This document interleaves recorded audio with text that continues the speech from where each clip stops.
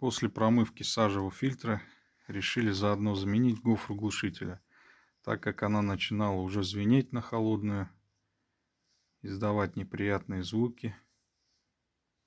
Вот она старая. Параметры 60 на 120. Родная гофра глушителя. 150 тоже подходит. Говорят, вибрации поменьше, но не стали рисковать, поставили как с завода. Переварили, покрыли термокраской. Завтра все это дело высохнет и будем устанавливать.